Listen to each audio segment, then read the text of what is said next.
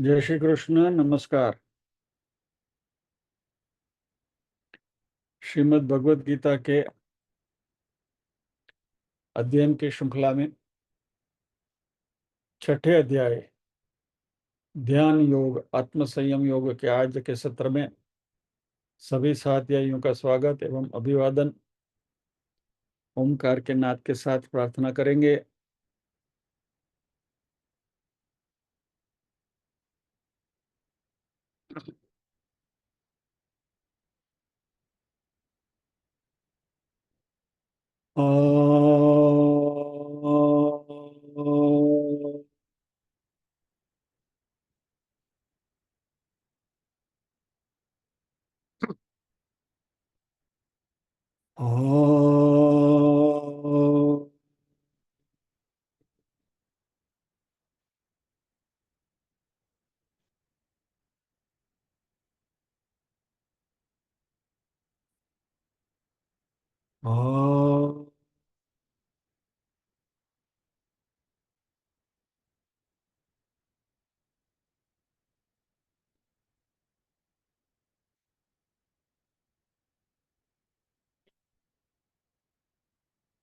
वक्रतुंड महाकाय सूर्यकोटि समप्रभ निर्विघ्नं कुरु मे देव सर्वकार्येषु सर्वदा। या कुन्देन्दु तुषारहारधवला या शुभ्रवस्त्रावृता या वीणावरदण्डमण्डितकरा या श्वेतपद्मासना या ब्रह्माच्युतशङ्कर प्रभृतिभिर्देवैः सदा वन्दिता सा मां पातु सरस्वती भगवती निःशेषजाड्यापहा।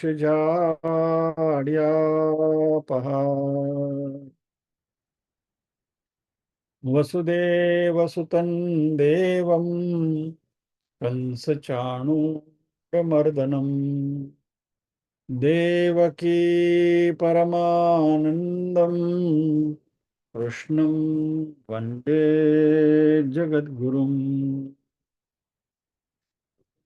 ॐ सहना भवतु सहनौ भुनक्तु सह वीर्यं करवावहै तेजस्विनावधीतमस्तु मा विद्विषावहै।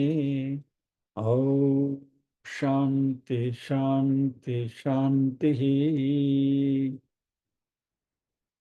यत्र योगेश्वर कृष्णो यत्र पार्थो धनुर्धरः तत्र श्रीर्विजयो भूतिर्ध्रुवा नीतिर्मतिर्मम।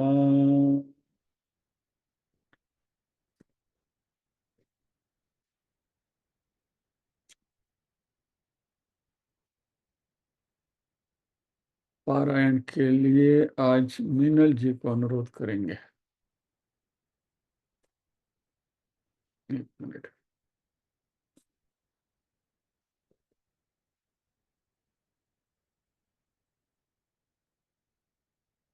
मीनल जी कर लीजिए।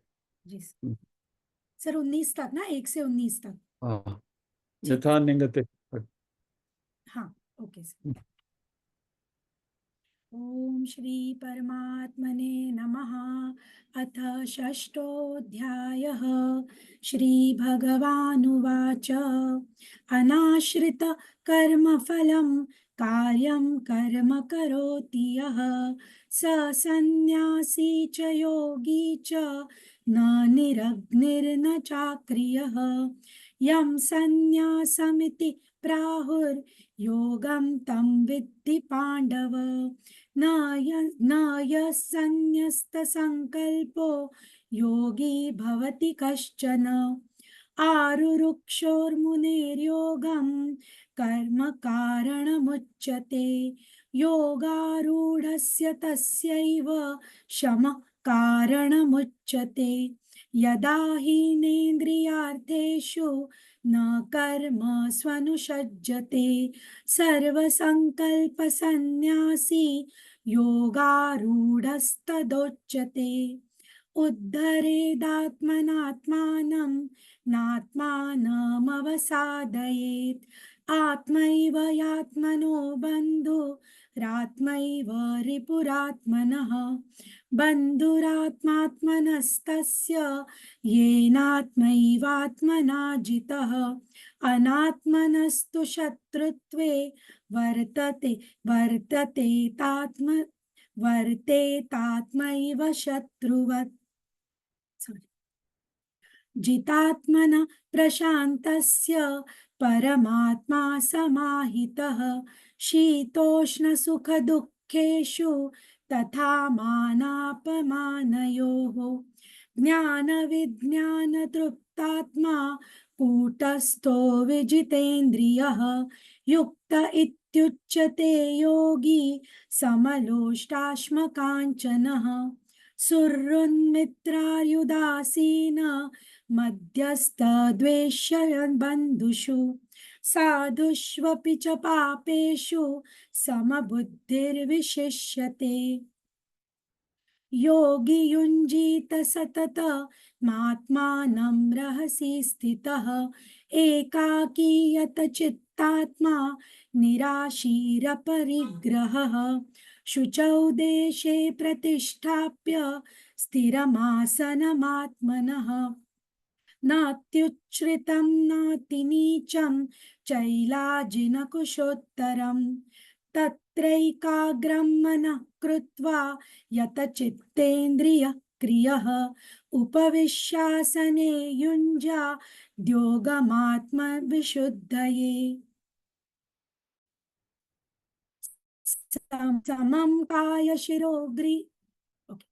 समं कायशिरो ग्रीवं धारयन्नचलं स्थिरः।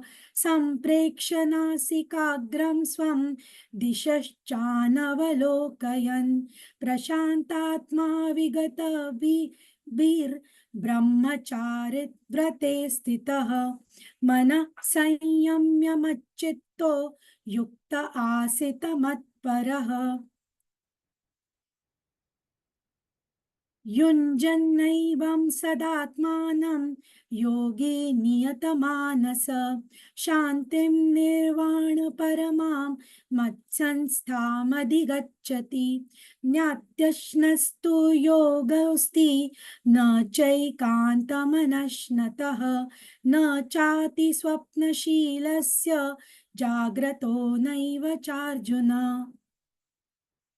युक्ताहारविहारस्य युक्तचेष्टस्य कर्मसु युक्तस्वप्नावबोधस्य योगो भवति दुःखः। यदा विनियतं चित्तमात्मन्येवावतिष्ठते। यदा विनियतं चित्तमात्मन्येवावतिष्ठते। यदा विनियतं चित्तमात्मन्येवावतिष्ठते। निःस्पृहः सर्वकामेभ्यो युक्त इत्युच्यते तदा। यथा दीपो निवातस्थो नेङ्गते सोपमा स्मृता। योगिनो यतचित्तस्य युञ्जतो योगमात्मनः। जय श्री कृष्ण। जय श्री कृष्ण। योगिनो में रस्व है, दीर्घ नहीं है। योगिनो यत चित्तस्य। जय श्री कृष्ण। Okay sir.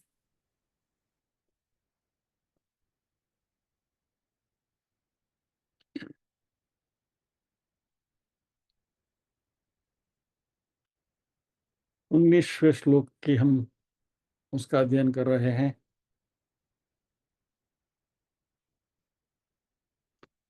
यथा दीपो निवातस्थो नेंगते सोपमा स्मृता योगिनो यत चित्तस्य युंजतो योगमात्मनः। जिस तरीके से स्थिर हवा जहाँ है वहाँ दीप की ज्योत जैसे स्थिर रहती है, न इंगते, बिल्कुल हिलती नहीं है, वैसा योगी का भी चित्त है जो परमात्मा के साथ जुड़े हुए हैं या तो आत्म तत्व के साथ जुड़े हुए हैं। तो यहाँ उपमा दी गई है। योगी के चित्त की स्थिर दिए की लौ के साथ, ज्योत के साथ।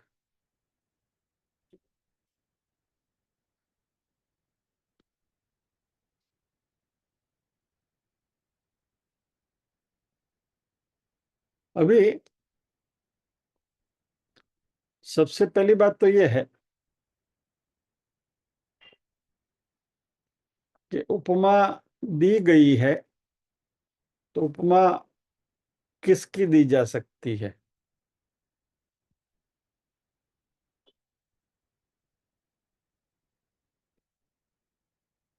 यदि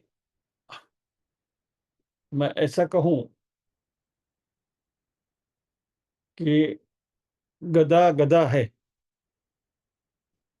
तो भी उसमें उपमा तो हुई नहीं, क्योंकि उसमें you cannot make out anything, but you can say कि खच्चर है, वह घोड़े जैसा भी है और गधे जैसा भी है। बराबर है, उपमा हुई कि वह थोड़ा बहुत तो घोड़े को रिसेंबल करता है, थोड़ा बहुत तो गधे को रिसेंबल करता है। यानी जब भी हम उपना उपमा देते हैं, तभी जिसकी उपमा दी जाती है वह सेम नहीं, लेकिन कुछ सिमिलैरिटी होनी चाहिए, कुछ तो गुण धर्म कॉमन होना चाहिए। That is the first thing.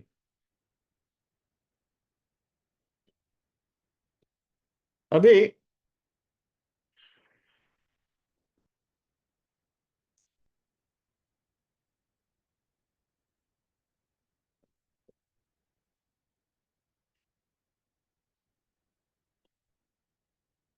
यह उपमा इसलिए दी गई है कि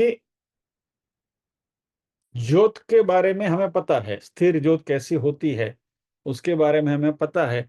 इसलिए योगी के चित्त को समझने के लिए, क्योंकि हमने वो दशा में उसका अनुभव नहीं है, तो दशा कैसी हो सकती है उसका उदाहरण देने के लिए यहाँ परमात्मा ने उपमा दी है।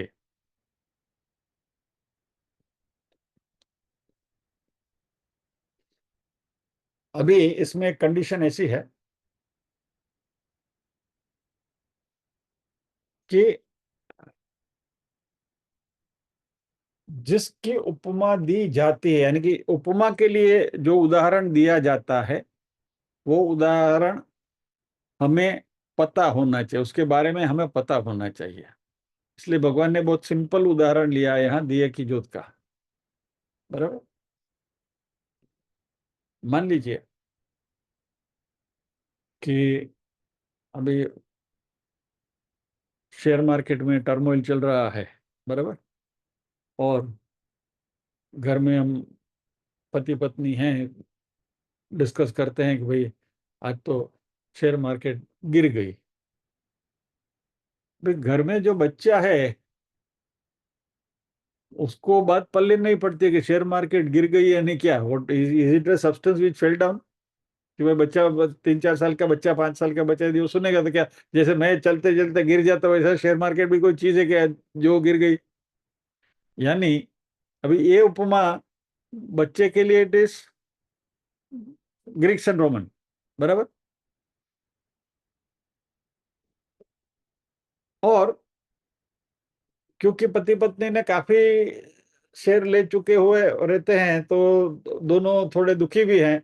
और बच्चे को पता नहीं होता कि भाई ये शेयर मार्केट गिर गई तो मेरे पापा मम्मी इतने क्यों रो रहे हैं। क्या? बच्चे को खाली एक खिलौना चाहिए, is concern with the toy. लेकिन दो अलग अलग दिमाग काम कर रहे हैं। और जब यही बच्चा बड़ा हो जाएगा तो उसको फिर पता चलेगा कि शेयर मार्केट गिर गई है यानी क्या। यानी कहने का तात्पर्य क्या है कि जब ये उपमा देते हैं तो शेयर मार्केट को गिरने की उपमा दी जा रही है, लेकिन वो गिरावट कैसी है वो गिरावट समझने के लिए भी वो mind should have that image, बराबर।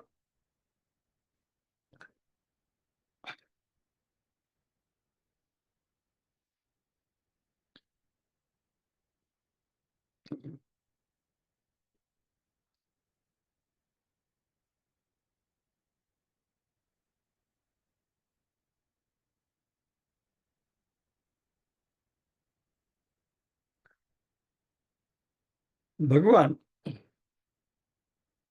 यहाँ दिए की लॉ की उपमा दे रहे हैं। बेसिकली योगी का चित्त कैसे स्थिर होता है ये बताने के लिए।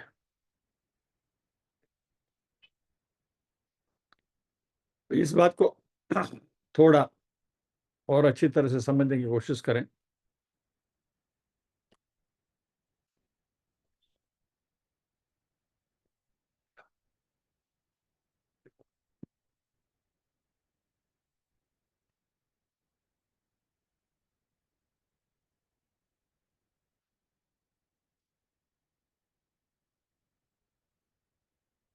Let me not get into.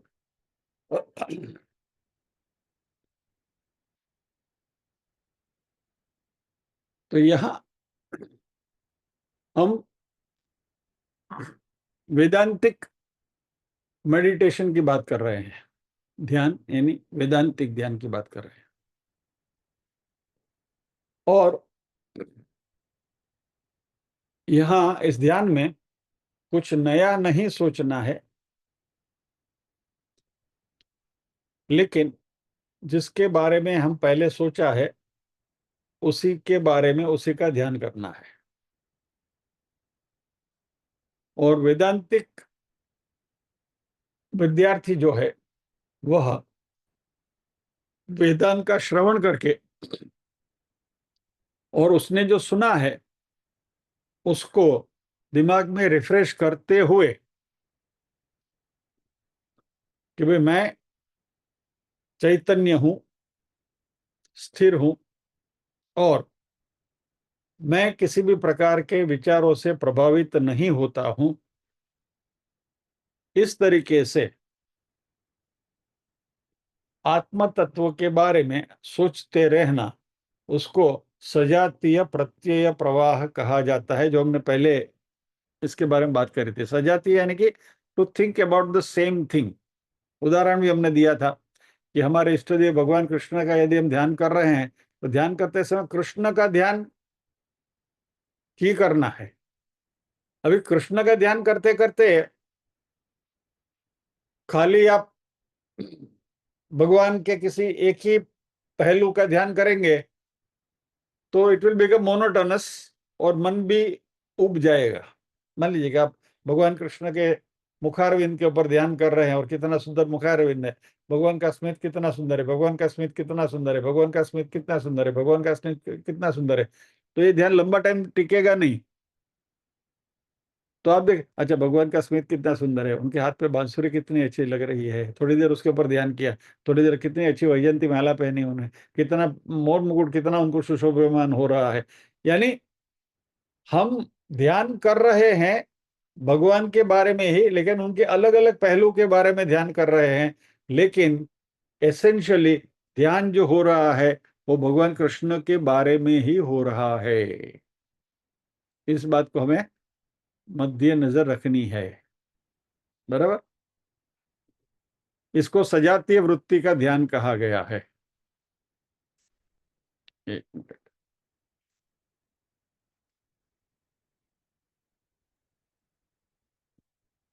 यानी जिस ऑब्जेक्ट का ध्यान कर रहे हैं उसी का ध्यान हमारे मन में चलता रहना चाहिए।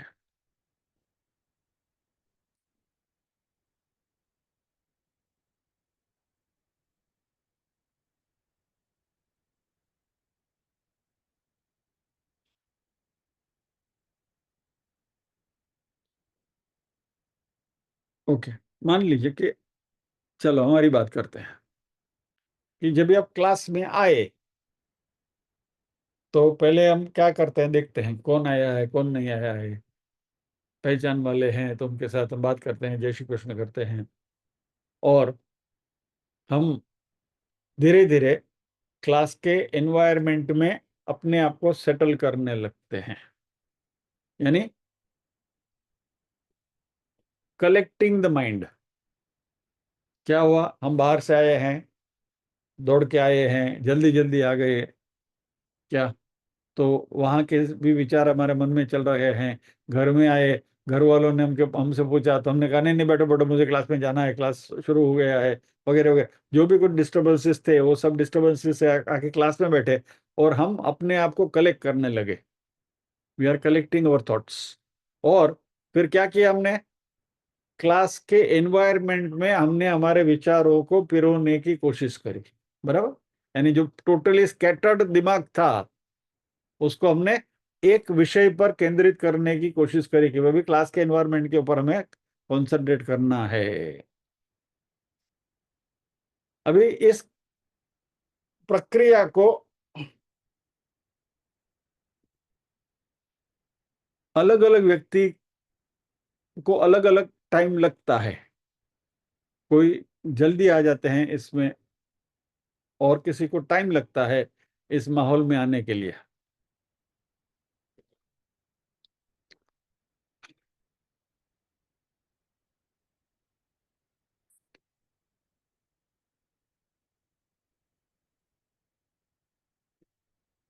एनीवे, इसको मैं आपको एक अलग तरीके से हम समझने की कोशिश करते हैं। चलो,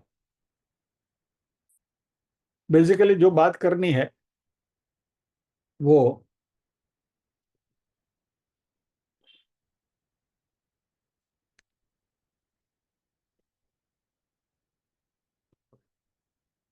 पतंजलि की अष्टांग योग जो है, उसके 8 अंग जो है, यम, नियम, आसन, प्राणायाम, प्रत्याहार, धारणा, ध्यान और समाधि, बराबर। तो अभी जो हमें बात करनी है वह प्रत्याहार, धारणा, ध्यान और फिर समाधि की भी बात करनी है। एक एग्जाम्पल, हमारा रोज बरोज का एक एग्जाम्पल लेकर इसको समझने की कोशिश करते हैं।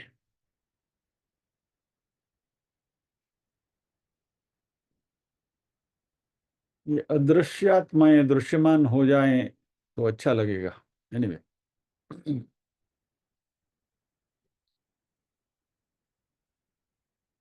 हमारे घर में एक पार्टी का आयोजन करना है। चलिए, let us take a simple example. और हमारी सभी जो गृहिणियां हैं वो सब पाक शास्त्र में निपुण हैं, तो अलग अलग प्रकार के व्यंजन बना सकती हैं। तो चर्चा होती है, सोचने लगते हैं कि क्या बनाएंगे। पंजाबी बनाएंगे, साउथ इंडियन बनाएंगे, चाइनीज बनाएंगे, कुछ एक्सोटिक बनाएंगे, कॉन्टिनेंटल बनाएंगे, वगैरह वगैरह वगैरह, बराबर।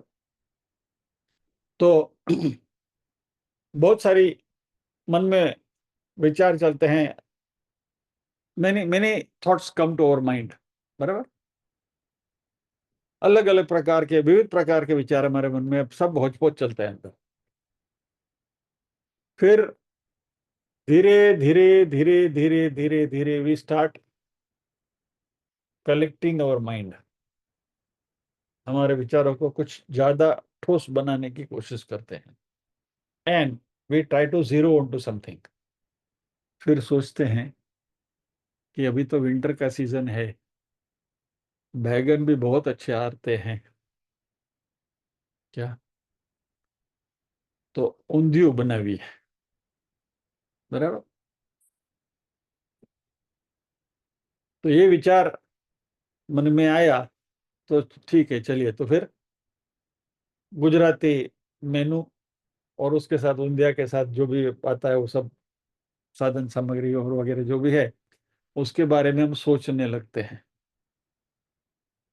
तो ये हमने क्या किया, ये जो प्रोसेस जो है, ये स्टेप जो मैंने आपको बताया, it is nothing but pratyahara. प्रत्याहारानी, to go away from certain things, to eliminate certain things and to focus on certain things। तो हमने डिफरेंट टाइप ऑफ क्यूजिन में से प्रत्याहार करते हुए हमने अपने आप को गुजराती स्टाइल मेनू के ऊपर अपने आप को फोकस किया, ये हुआ प्रत्याहार। तो अभी क्या हुआ, प्रत्याहार करने से आपके दिमाग में से कॉन्टिनेंटल निकल गया, चाइनीज निकल गया, पंजाबी निकल गया, साउथ इंडियन निकल गया, सब कुछ निकल गया। So now you are on to Gujarati menu. अभी गुजराती मेनू में फर्दर फाइन ट्यूनिंग होता है। सब्जी कौन सी बनाएंगे, રીંગણા બટેટાનું ભરેલું શાક કરીએ કે પછી તુરિયા ઢોકળીનું શાક કરીએ કે વગેરે વગેરે, ये सब मैं बना सकता हूँ, हाँ, इसलिए बोलता हूँ। तो ऐसे अलग अलग बातें सामने आती हैं और फाइनली हम डिसाइड करते हैं कि नहीं, ऊंधिया ही बनाना है, सीजन है ऊंधिया की और ऊंधिया बनाएंगे। तो अभी इस प्रत्याहार की प्रोसेस से now we are slowly gliding into dharana, धारयते। यानी अभी हमने दिमाग में धारी लीधो આપણે કે ઊંધિયું જ બનાવવું છે, ગુજરાતીમાં હું ધારણા કે સીધા ટ્રાન્સલેશન में करता हूँ, धारी लीधो કે ઊંધિયું જ બનાવવું છે, यानी तय कर लिया। So what we have done, out of various options we narrowed down करते हुए हमने एक पर्टिकुलर डिश के ऊपर फोकस किया। तो ये हुआ धारणा, बस ऊंधिया बनाना है। ऊंधिया बनाना है तो फिर उसके जो रॉ मटेरियल्स है उसके बारे में हम सोचना शुरू करेंगे, बराबर है। बैगन, बटाटा, फिर पापड़ी, वालोर, जो जो भी ग्रीन जो होता है, तुअर, कंद, हरा हरा हरा ताजा लहसुन, उसमें कांदा, तो ऊंधिया में कांदा ना पड़े, नो ऑनियंस इन ऊंधिया, लहसुन आता है उसमें, और बाकी सारी चीजें, ठीक है। तो उसके बारे में हम सोचने लगे। तो धारणा में ऊंधिया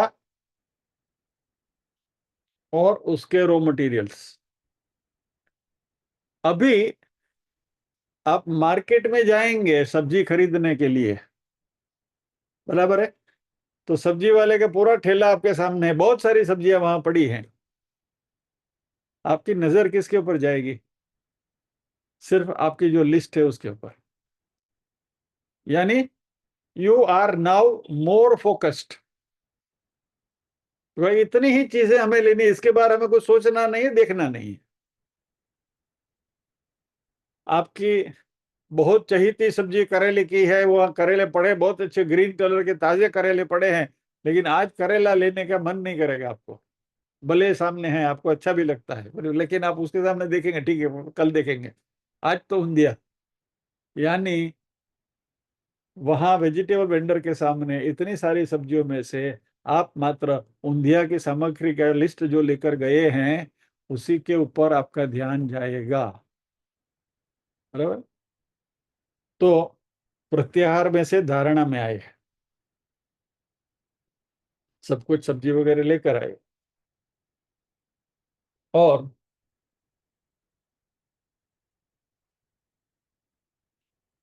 घर पर आए। अभी आपने वो प्रोसेस शुरू करी, बराबर। तो जो भी वो सब्जियों का जो भी प्रोसेसिंग करना है वो आपने शुरू किया। Now you are more focused,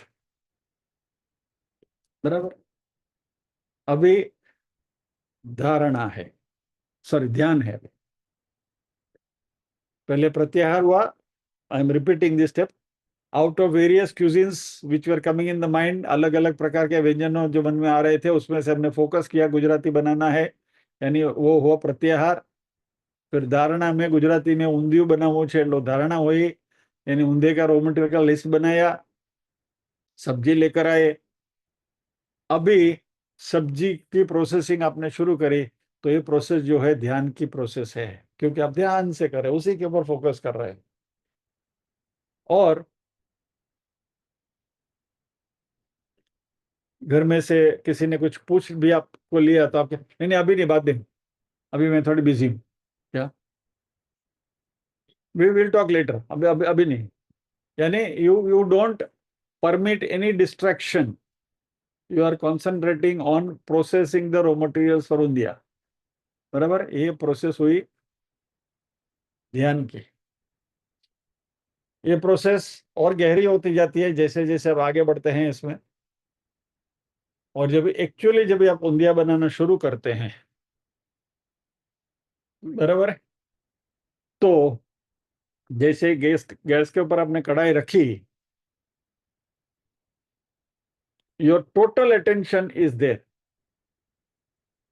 right. कहीं जल ना जाए, ज्यादा पक ना जाए, ये ना हो जाए, वोट वगैरह, ज्यादा नमक ना डल जाए, वोट। तो यानी हम ध्यान से कर रहे हैं, हम इसको we are using this terminology also ना, कि भाई ये हम ध्यान से कर रहे हैं। तो ध्यान से आपका उंधिया पक रहा है। और ये उंधिया पकते पकते आपने इसमें मसाला वगैरह डाले हैं और उसको अच्छी तरह से देख रहे हैं, उसको हिला रहे हैं वगैरह, आप उसी में इतने घुल मिल जाते हैं, मग्न हो जाते हैं। और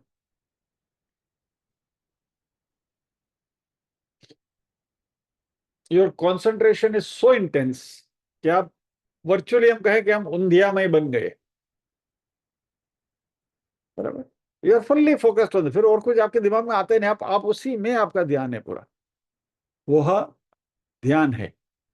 यानी आपको ये सब करते करते करते करते करते करते यहां तक आए। और यह जो प्रोसेस है, ये ध्यान की प्रोसेस है।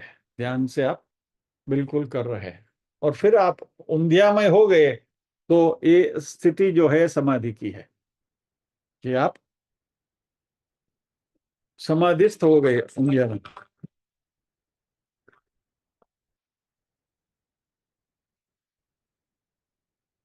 बाद में फोन करता हूँ। ध्यानस्थ हो गए, बराबर। सो प्रत्याहार, धारणा, ध्यान और समाधि। लेकिन उंधिया बनाते समय आपको धीरे धीरे धीरे धीरे प्रोसेस करते करते करते करते करते स्टेप बाय स्टेप ये समाधि की स्थिति तक आप आए, बराबर। और बढ़िया उंधिया बन गया, आपका टेस्टी उंधिया बन गया। इतना अच्छा बना कि आपने सोचा कि इसका तो हम, ये जो सीखा है, जो तकनीक हमने सीखी है, उसका हम अच्छी तरह से उपयोग कर सकते हैं। यानी कि हम ऊंधिया बनाकर सप्लाई करने का भी सोच सकते हैं, वी कैन ऑन। ऊंधिया बहुत अच्छा बना है, टेस्टी बना है, सो नाइस। इतना अच्छा बना है कि हमने मार्केट में हम उसको लेकर जाए तो भी अच्छा, हमें उसमें से खासा फायदा भी होगा। तो गृहिणी क्या सोचते हैं, चलो ये ऊंधिया का हम बिजनेस शुरू करते हैं। ऊंधिया का आपने बिजनेस शुरू किया, फिर जब ये आप 8th time, 9th time, 10th time, फिर nth टाइम जब ये ऊंधिया बनाओगे, तभी पहली बार जो ऊंधिया आपने बनाया, उसमें प्रत्याहार से लेकर समाधि तक आए, ये सारे स्टेप इतनी तन्मयता से करने की जरूरत पड़ेगी। जब आप रेगुलरली बनाने लगे, फिर तो इट इज बाएं हाथ का खेल हो गया ना, ऑटोमेटिक हो गया। तो when you do it repeatedly, फिर आपको ये सब ज्यादा जद्दोजहद करने की जरूरत नहीं, अपने आप सब हो जाता है, इट जस्ट हैपन्स। आपने मन में सोचा कि ऊंधिया, बस टू टू टू टू टू शुरू हो गया, और ऊंधिया बन गया, और एकदम मस्त टेस्टी बन गया। तो जब भी पहली बार आपने ऊंधिया बनाया और समाधि की स्थिति तक पहुंचे, ऊंधिया बना है, अच्छा उसकी खुशबू आ रही है, आप ऊंधिया मय हो गए, ऊंधिया में मग्न हो गए, आप स्वयं ऊंधिया बन गए, ऐसा समझ लो। वो जो समाधि आपकी लगी वो सविकल्प समाधि है, क्योंकि उस स्टेज तक आने के लिए आपको प्रयत्न करना पड़ा। यानी every time you wanted to make, शुरुआत में 2 4 5 टाइम जब ये बनाएंगे तो तभी एवरी टाइम ऊंधिया बनाने के लिए आपको सतर्क रहना पड़ता है, प्रयत्नशील रहना पड़ता है, इधर उधर ध्यान न भटके वो उसका ध्यान रखना पड़ता है। कोई डिस्टर्ब करे तो भी आप उसको मना करते हैं, भाई डिस्टर्ब मत करो, ये करो मत करो, वगैरह वगैरह, एक्सेट्रा एक्सेट्रा, राइट। यानी कि हमारा पूरा ध्यान उस पर फुल्ली कॉन्सेंट्रेट करके बनाने की हम कोशिश करते हैं, अच्छा बनता है, every time you make it nicely. तो 4 5 6 बार बन गया, तो आपने सोचा कि चलो अभी इसको हम सप्लाई का काम शुरू करते हैं, और आपने फिर उसको तो रोज बनाना शुरू, रोज 5 5 किलो ऊंधिया बनता है घर में, 10 10 किलो ऊंधिया बनने लगा। अभी जो आप ऊंधिया बना रहे हैं 80th टाइम, 90th टाइम और 100th टाइम, तो इसमें तो बस बाएं हाथ का खेल है। सोचा कि चलो ऊंधिया बनाने, सब कुछ लिया, फट फट फट, उसका सब रेसिपी का प्रोपोर्शन भी मालूम है, इतनी, इतना बैगन, इतना बटेटा, इतना ये, इतना वो, इतना है, डाटा डाटर हो गया। तो फिर भी तभी भी जो ऊंधिया बनता है 100th टाइम, वो ऊंधिया में भी उतना ही स्वाद है, उतनी ही उसकी सोडम है, उतनी ही उसकी अरोमा है, उसमें आप उतने ही तन्मय हो गए हैं, लेकिन एफर्ट रिक्वायर्ड आर मिनिमम। वो हो जाता है, अभी वो आप करते नहीं, इट हैपन्स। तो ये जो समाधि हुई वो निर्विकल्प समाधि है। तो समाधि, सविकल्प समाधि, निर्विकल्प समाधि, यानी हम प्रत्याहार से आए, बराबर, धारणा, ध्यान, समाधि, बराबर।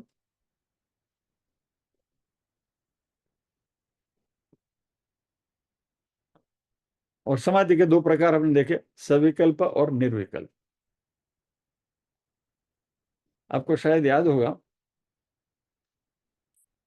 कि ये जो निर्विकल्प समाधि है वह, that is the final culmination, इसको कहते हैं अंगी। यानी ये 8 स्टेप्स जो है अंग है, और पूरे अष्टांग योग के अंग है, 1 2 3 4 5 6 यम नियम से शुरू करते हुए, और उसका फाइनल रिजल्ट जो है वो उसको अंगी कहा जाता है, दैट इज द रिजल्ट।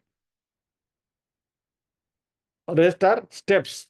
और ये जो निर्विकल्प समाधि है वह, दैट इज द फाइनल, उसका रिजल्टेंट इफेक्ट, उसको अंगी कहते हैं, द डेस्टिनेशन, बराबर। जब भी हम रास पंचाध्याय की बात करते थे, ओके, उसके पहले, यानी निर्विकल्प समाधि क्या है कि effortlessly gliding into that state। इस बात को अच्छी तरह से समझ लें, यानी धारणा से शुरू होकर प्रोसेस होती है, सविकल्प समाधि तक हम आते हैं, सविकल्प समाधि की आदत बन जाती है, सविकल्प समाधि में आने के लिए हमको प्रयत्न करते रहना पड़ता है, धीरे धीरे वो प्रयत्न की मात्रा कम होती जाती है, बट फिर भी कुछ ना कुछ प्रयत्न करते रहना पड़ता है, वो सविकल्प समाधि है। You have to make some efforts, अपने मन को स्थिर रखने के लिए आपको ये प्रयत्न करना पड़ता है। फिर जब ये इसकी आदत लग जाती है, तो moment you think of that object, वो फिर अपने आप हो जाता है, वो निर्विकल्प समाधि, बराबर। ओके। रास पंचाध्याय की जब हम बात करते थे, तभी आपको शायद याद होगा, ये बात हमने करी थी कि श्रीमद् भागवत में कहीं भी राधा जी का नाम नहीं है, डायरेक्ट नाम नहीं है। क्यों नहीं है? उसका उत्तर निरुबेन ने दिया था कि सुखदेव जी, जिन्होंने परीक्षित राजा के सामने श्रीमद् भागवत जी का कथा करी थी, सुखदेव जी राधा जी के शिष्य, यानी कि सुखदेव जी की गुरु हैं राधा जी। वो क्यों है वगैरह सब लंबी बात हमने करी थी, I will not get into that. जिनको क्यूरियोसिटी है वो रास पंचाध्याय सुन ले। और सुखदेव जी ने श्रीमद् भागवत में राधा जी का नाम डायरेक्टली इसलिए नहीं दिया कि यदि सुखदेव जी राधा शब्द बोलेंगे तो सीधे निर्विकल्प समाधि लग जाएगी, और वो समाधि की अवधि कम से कम 6 महीने की। और यहां राजा परीक्षित के पास 7 ही दिन थे,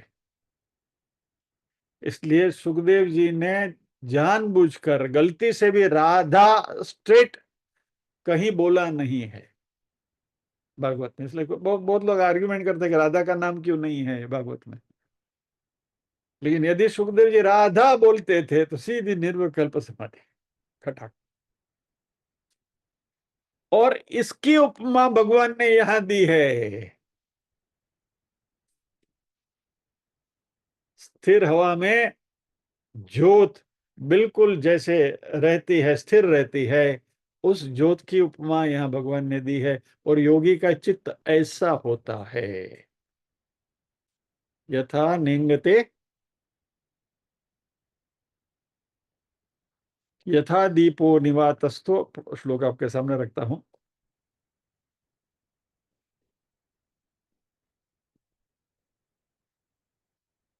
यथा दीपो निवातस्थो निंगते सोपमा स्मृता योगिनो यत चित्तस्य युंजतो योगमात्मन। 1 मिनट, उसका संधि वगैरह सब सब पूरा देख लेते हैं।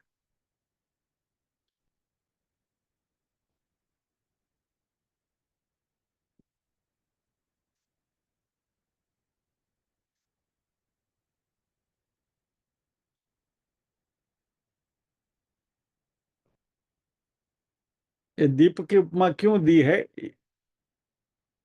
तो इसलिए यथा यानी जैसे दीपक निवातस्थ वायु रहित स्थान में, ये वायु रहित स्थान में नहीं है, स्थिर वायु वाले स्थान में। ये बात के ऊपर हमने चर्चा कर ली, बिकॉज वायु रहित स्थान में तो दीपक रह नहीं सकता, उसको ऑक्सीजन चाहिए। बराबर, I am repeating last time जो डिस्कशन हमने किया था। मन जो है उसको ऑक्सीजन तो चाहिए, तो ही मन जिंदा रहेगा। वायु नहीं है तो ज्योत जलेगी नहीं। इस तरीके से मन में विचार नहीं आएंगे तो मन मन नहीं रहेगा, मन मर जाएगा। Thoughtless mind is non existent entity. इसलिए निवातस्थो यानी वायु रहित स्थान में नहीं, जहां वायु स्थिर है ऐसे स्थान में स्थित है, जो चलायमान नहीं होता है। वही उपमा योगियों के चित्त की दी गई है, जो परमात्मा के साथ या तो आत्म तत्व के साथ जुड़े हुए हैं। यानी कि ज्योत स्थिर है। ज्योत यदि वायु के झोंके आए तो चलायमान हो सकती है, लेकिन यहाँ भगवान ने स्थिर ज्योत की उपमा दी है। और ये स्थिर ज्योत कैसे रखने की, इसकी भी हमने प्रक्रिया देखी थी कि उसके ऊपर एक कांच का आवरण हम रख दें, बराबर, तो वो ज्योत स्थिर रहेगी। और वैसे ही हमने भी देखा था कर्मयोग और उपासना योग रूपी आवरण, तीन तीन हमने देखा था। ज्ञान योग 3 प्रकार के हमने ये देखे थे ना, 3 चाबियां एक ही महल में जाने के लिए। याद है लास्ट टाइम का डिस्कशन? तो निष्काम कर्मयोग,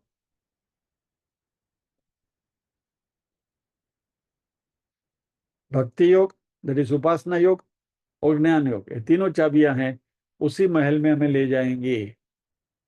और इस तरीके से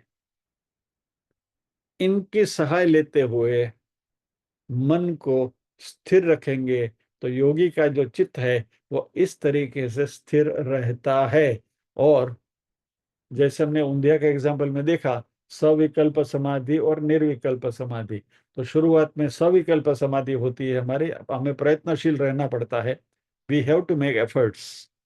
लेकिन सॉरी, मैंने सामने रखा लेकिन डिस्प्ले तो नहीं किया श्लोक।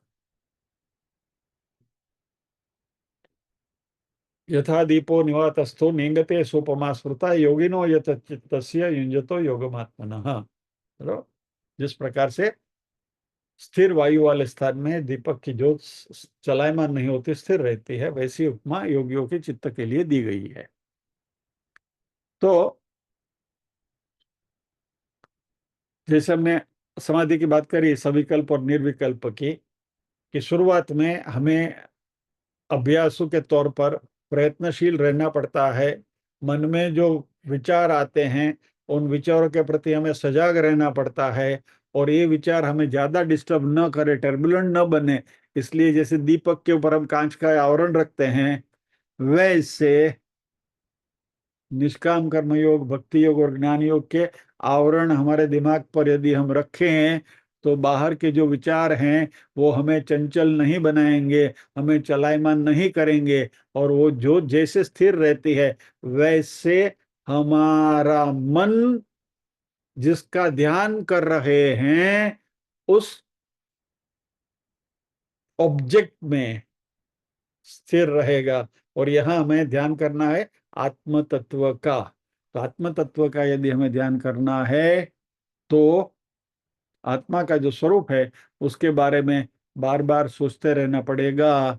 और जैसे मैं अभी अभी शुरुआत में कहा कि भगवान कृष्ण की हम बात करेंगे, तो खाली एक ही भगवान का मुखारविंद करते रहेंगे तो बात बनेगी नहीं, क्योंकि मोनोटोनस हो जाएगा। तो आत्मा तत्व के लिए भी मैं आत्मा हूँ शरीर नहीं हूँ, आत्मा हूँ शरीर नहीं हूँ, आत्मा हूँ शरीर नहीं हूँ, ज्यादा लंबा टाइम नहीं टिकेगा। इसलिए भगवत गीता के दूसरे अध्याय के 24वां श्लोक, अच्छेद्यो यम अदाह्यो यम अक्लेद्यो शोषेव च नित्य सर्वगत स्थान और अचलो यम सनातन, इतने सारे कैरेक्टरिस्टिक्स है आत्मा के। बराबर। नैनम छिंदंती शस्त्राणि नैनम दहति पावकः। तो ये सारे जो आत्मा के गुण जो भगवान ने बताए हैं दूसरे अध्याय में, सांख्य योग में, इसका विचार करते हुए आत्म तत्व का ध्यान करेंगे, तो ये नहीं हिलने वाले ज्योत की तरह हमारा ध्यान भी बना रहेगा। ये पूरी विधि भगवान यहाँ बता रहे हैं। तो ये जो ज्योत है वो निर्विकल्प समाधि का एग्जाम्पल है।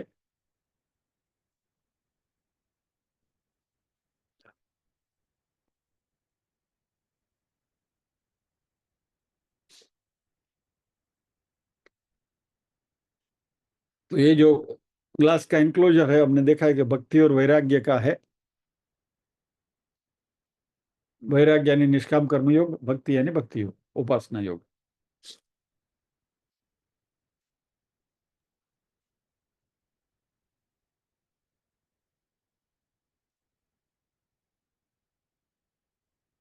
तो कुछ हद तक ध्यान की प्रोसेस के बारे में हम जानकार हैं, हम आदी हैं, we know it, many times we practice it. एक और उदाहरण मैंने आपको दिया कि नहीं, फिर भी कहता हूं। अनायास ध्यान कैसे हो जाता है? मान लीजिए कि आप यहाँ बैठे हैं, और ये तो अभी तो आप जूम पर बैठे हैं, इसलिए उठ के जब भी जाना है जा सकते हैं कैमरा को ये करके बंद करके। लेकिन आप रियल टाइम क्लास में बैठे, फिजिकली क्लास में बैठे हैं, और आप क्लास में आए, बराबर, 8 बजे आए, और जब भी क्लास में घर से आने के लिए निकले, तभी गैस के ऊपर सब्जी रखी थी और सब्जी पक गई थी, और गैस आपने बंद भी कर दिया था। लेकिन क्लास में जब आकर बैठे और 8 बजकर 5 मिनट को जो प्रार्थना शुरू हुई, आपके मन में विचार आया कि सब्जी गैस के ऊपर रखी है, गैस मैंने बंद किया है कि नहीं किया है। 8 से 9 पूरा क्लास खत्म हो जाएगा, क्या बात हुई, कुछ मन दिमाग में बैठेगी नहीं। मन में एक ही विचार चलता रहेगा, गैस बंद किया है कि नहीं किया है, गैस बंद किया है ना। अब ये ध्यान नहीं हुआ तो क्या हुआ? गैस के ऊपर ही ध्यान ध्यान किया है ना आपने। तो कहीं घूमने के लिए 15 दिन के लिए बाहर जाते हैं, मेन स्विच हमने बंद किया कि नहीं किया, हो गई बात खत्म। और 15 दिन घूम के आएंगे तब दिमाग में वही चलता रहता है। यार कहने का तात्पर्य क्या है कि ये सारी प्रक्रिया ध्यान करने की हमें मालूम है, we are aware of it. इसके लिए कुछ नई टेक्निक सीखने की जरूरत नहीं है। खाली हमारी जो जानी पहचानी जो टेक्निक्स है उसी का ही उपयोग करना है। लेकिन जहां ध्यान करना है वो ऑब्जेक्ट हमें बदलना है। यानी पहले गैस का चूल्हा था ध्यान के लिए, कभी घूमने के लिए तक गए तभी मेन स्विच ध्यान में थी। अभी ये सबको हटा के सामने कृष्ण भगवान को रखना है, या तो अच्छे दियो या मदा ही हो या मकले दियो शोषे हो जका ध्यान करना है। यानी ध्यान करना is not a rocket science. लेकिन ये ध्यान कराने की कितनी इंस्टीट्यूट खुल गई है देखो। We will teach you how to meditate. ये छोटी छोटी चीजें यदि हम ध्यान में रखें तो मेडिटेशन सहज है, तो कोई बड़ी बात नहीं है। It is not a big thing और it is not a rocket science. और इसलिए तो भगवान कृष्ण इतने करुणावान है कि भगवत गीता में हमें धीरे धीरे स्टेप बाय स्टेप ये सारी प्रोसेस कैसे आत्मसात करना उसके बारे में हमें विदित करते रहते हैं। अभी आप सबका भी ध्यान यहाँ से हटकर घड़ी की ओर जाने लगा है, तो हम यहाँ विराम लेंगे और प्रार्थना कर लेंगे।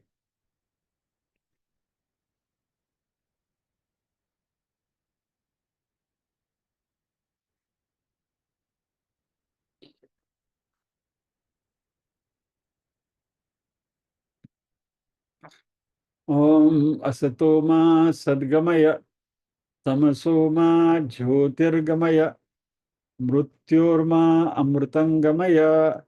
सर्वेषां स्वस्तिर्भवतु, सर्वेषां शान्तिर्भवतु, सर्वेषां मंगलं भवतु, सर्वेषां पूर्णं भवतु। लोका समस्ताः सुखिनो भवन्तु, लोका समस्ताः सुखिनो भवन्तु। नाहं कर्ता हरिः कर्ता, हरिः कर्ता हि केवलम्। ओम शांति शांति शांति ही।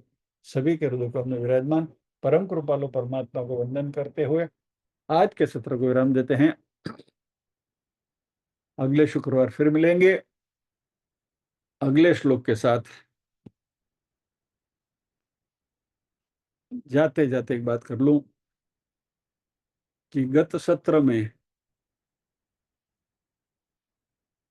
शिवानंद लहरी का आचमन करवाया था और मैंने आपको प्रॉमिस किया था कि अगले सत्र में इसके बारे में थोड़ी और चर्चा करेंगे। लेकिन मेरा स्क्रू थोड़ा ढीला हो गया है, तो ये चर्चा आज के बजाय कल हो गई थर्सडे को। तो शिवानंद लहरी का आचमन हो गया लेकिन कल गुरुवार को हो गया, तो इसके लिए क्षमा। जिनको भी उसके बारे में क्यूरियोसिटी है वो कल का हमारा जो सत्र है उसको सुन ले। जय श्री कृष्ण। ये खुलासा इसलिए कर रहा हूँ कि हमारे कई साथी नेट पर भी सुन रहे हैं, उनकी भी काफी तादाद है, तो उनको भी ध्यान में है कि ये क्यों आया क्यों नहीं। Anyway, so this is the thing. जय श्री कृष्ण। अगले शुक्रवार मिलते हैं अगले श्लोक के साथ।